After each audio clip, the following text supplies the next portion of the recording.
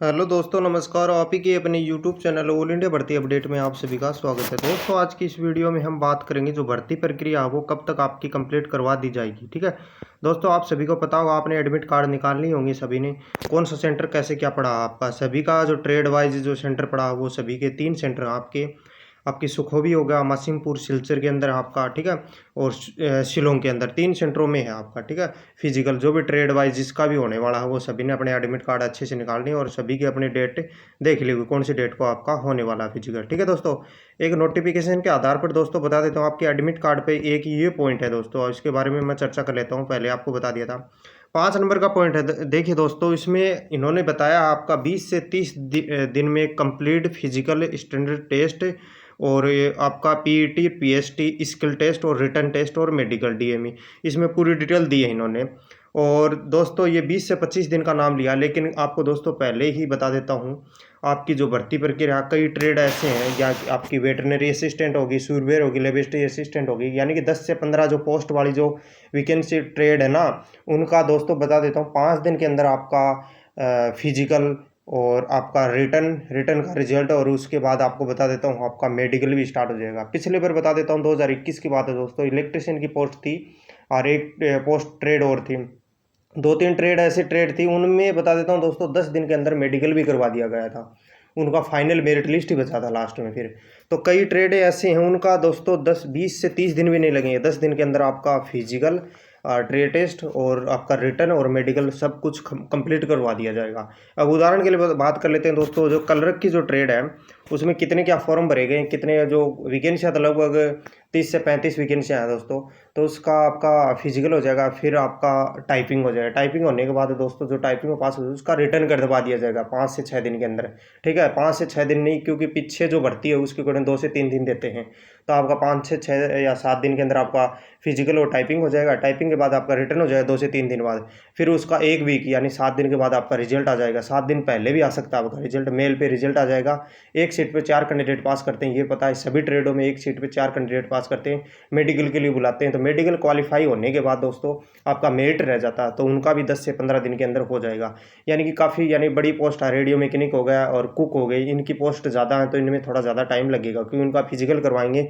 लगभग स्टेट में इनकी क्या है वैकेंसियाँ हैं, तो इनमें ज़्यादा टाइम लगने की गुंजाइश है। ठीक है दोस्तों, ये बात बता दी आपको। यानी कि कई दोस्तों आपको फिजिकल के लिए नहीं, रिटर्न मेडिकल सभी के लिए जाना पड़ेगा, कि वहाँ पे जाके ही पता चलेगा कि भाई आज ही अपना फिजिकल हो गया और नेक्स्ट दिन आपको डेट दे देंगे, रिटर्न की रिटर्न हो जाएगा। क्योंकि वो कैंडिडेट पहुँचने पे और जो जितने फॉर्म भरे गए उतनी उन वैकेंसी उनको पता है, वो फिक्स डाटा बनाया हुआ है पहले से। जो कैंडिडेट पहुंचते हैं उसके अकॉर्डिंग वो करवा देते हैं। ये नहीं कि आपका अलग अलग ट्रेड के अकॉर्डिंग अलग अलग आपका रिटर्न हो जाएगा, ज़्यादा टाइम नहीं लगेगा, क्योंकि ज़्यादा ट्रेड है तो बहुत फास्टली काम होगा। 20 से 25 दिन का तो इसमें लिख रखा, लेकिन 20 से 25 दिन में ही कई ट्रेड होगा तो कंप्लीट हो जाएगा। कहने का मतलब ये है दोस्तों, और बात आपको पूरी समझा दी दोस्तों। और आपको कोई डाउट लग रहे हैं तो एक बार कमेंट बॉक्स में जाकर कमेंट जरूर कर देना, और टेलीग्राम ग्रुप में भी ज्वाइन हो जाना दोस्तों। अब बात कर लेते हैं आगे जो पॉइंट आपका, ये जो 10 नंबर का जो पॉइंट दे रखा है, इनमें इन्होंने दिया है कि final selection into the some rifle, the final selection only the made only basic positive. यानी कि आज जो दोस्त कई, यानी कि एक एक पोस्ट है एक स्टेट से, तो एक ही कैंडिडेट पहुंचता है वहाँ पे। तो कैंडिडेट समझ लेगा कि हमारा मेडिकल हो गया और रिटर्न हो गया और सब कुछ फिजिकल वगैरह सब कुछ कंप्लीट होगा, हमारा सिलेक्शन हो जाएगा। दोस्तों ये नेचर है कि आपका सिलेक्शन हो जाएगा, लेकिन कई बार क्या होता है, आपका रिटर्न फिजिकल रिटर्न और जो ट्रेड टेस्ट है वो कंप्लीट हो जाता है, फिर मेडिकल बच जाता है। मेडिकल में जो पॉइंट मिल गया है वो फेल हो जाता है मेडिकल में, तो उसका कुछ भी नहीं होता। लेकिन एक सीट पर एक कैंडिडेट पहुंचता है, तो उसमें लास्ट तक जो पासिंग में आता है, लास्ट में जो पासिंग में आता है उनका कोई कट ऑफ ऑल इंडिया नहीं रहता।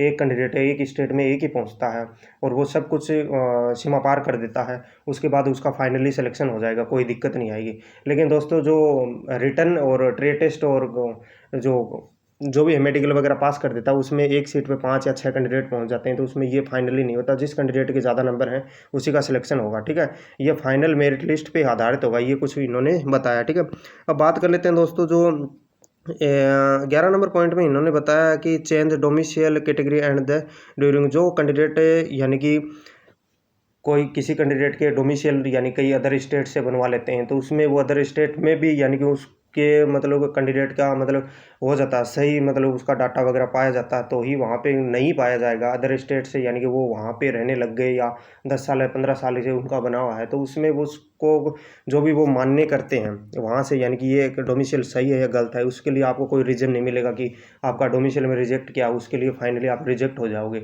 उसके लिए उनके लिए डाटा जो है पुख्ता डाटा पहुँचना चाहिए उनके पास, जो भी वो मान्य करते हैं उसके अकॉर्डिंग, ठीक है, जो भी डोमिसाइल के आधार पे।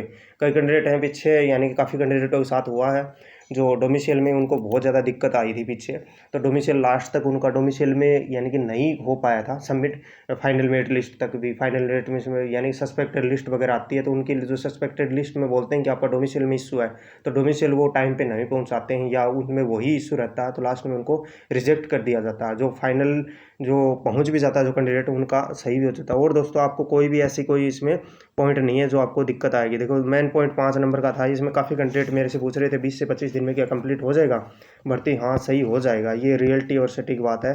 आप जाओगे वहाँ पे पता चलेगा। और डॉक्यूमेंट आपके सारे ओरिजिनल लेके जाने, ये भी पता होगा, सभी की फोटोकॉपी करके लेके जानी है सभी डॉक्यूमेंटों की।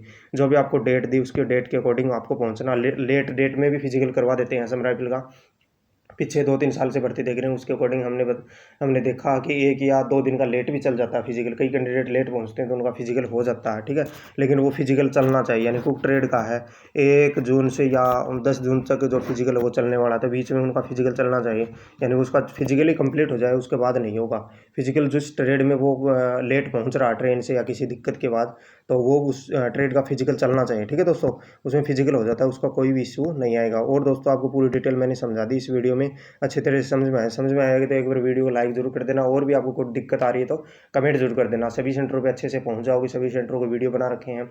और भी आपको कोई डाउट लग रहे हैं तो एक बार हमें सूचित कीजिए, ठीक है दोस्तों। Thank you so much.